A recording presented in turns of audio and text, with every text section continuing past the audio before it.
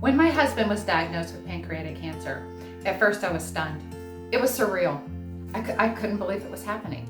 Unfortunately, pancreatic cancer spreads incredibly fast. So fortunately, that made me act fast. I didn't know anything about being an advocate for my husband, but by talking to others who had already been down the cancer road, I was able to piece together some critical steps and activities that allowed me to be a great advocate for him and in turn save his life. And now I want to share those steps with you. Stay tuned.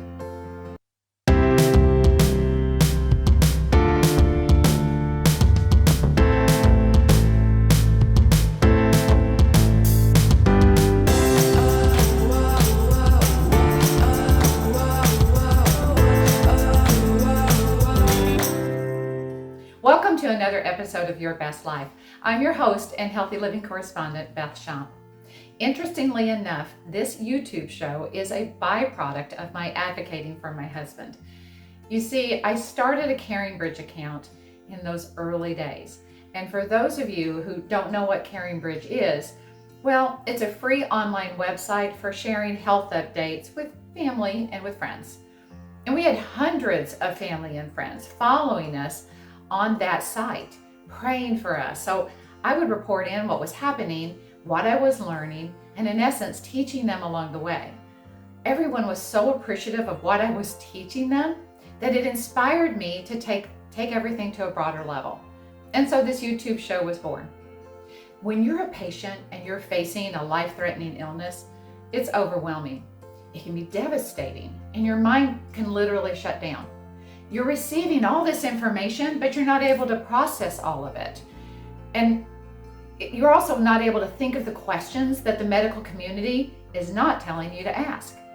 So having someone go with you to all of the doctor's appointments is not only just comforting, but it can be an extra reassuring step that helps the patient to pivot their mindset from being depressed and overwhelmed to determined.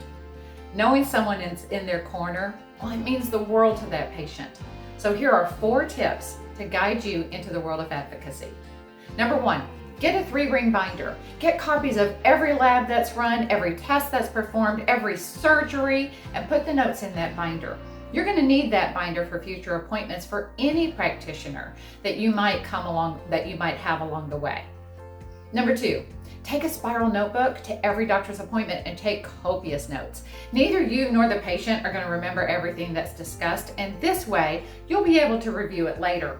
And when a doctor sees you taking notes, I think you're going to find they're much more thorough and they won't gloss over important topics. But as your role as an advocate, it's more than a note taker. You want to be a great listener. Ask questions. When they say a term, a drug, a procedure, and you aren't 100% sure what that means or entails, ask questions. Ask, what is that? What does that do? What are the side effects? What are the risks? If that doesn't work, what's plan B? What's our time frame? If it were your loved one, what would you do? Don't be afraid to ask them these hard questions or ask them to repeat something. They work for you. Hi, sorry for interrupting the show. I just wanted to take a moment to let you know about one of my passions other than hosting this show. I belong to an exclusive wellness shopping club, and I have done so for over 20 years. I trust them with my family's health and my health. This club provides US-made products that are safe, affordable, focusing on your health and household and beauty. Things that we use every single day. Anyway, I'll let you get back to the show, but if you have any questions about joining, you want any information at all, I provided info below. Number 3, speak up. I mentioned don't be afraid to ask the hard questions. Well, when something's not adding up, be respectful, but address it. We were going through all of this with my husband during COVID, and I was denied more than once when I wanted to accompany my husband and meet with the doctor. But I didn't take no for an answer. If you ever find yourself in that situation, simply tell them that your loved one is not going to remember the questions to ask. They won't remember the answers, and you absolutely must be there. While my husband was in the hospital recovering from surgery, the doctor had him on a liquid diet, which meant Ensure and ice cream. The 2 worst things my husband could possibly have.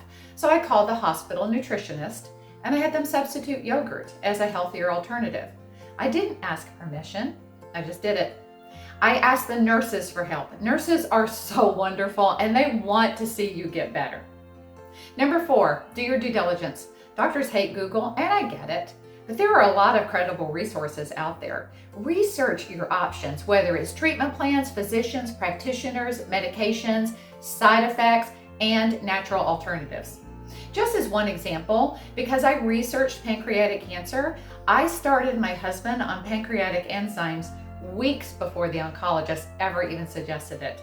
I learned it was critical for his recovery. Turns out the oncologist preferred what I was giving my husband versus what we would have been written a prescription for. These are just a few tips to help empower you to be the best advocate for your loved one, or perhaps even yourself. In today's medical community, when doctors are overworked and underpaid, it's absolutely necessary that you take care of you. Thank you so much for watching. Have you checked out our Facebook group, Your Best Life, a wellness group? You really should. It's filled with daily posts on nutrition, health, and wellness, so please check it out. And if you will, like this video and subscribe to the channel. Share it with a friend. I'd love to hear from you, so please feel free to email me directly at yourbestlife9@gmail.com. Until next time, be happy and be healthy.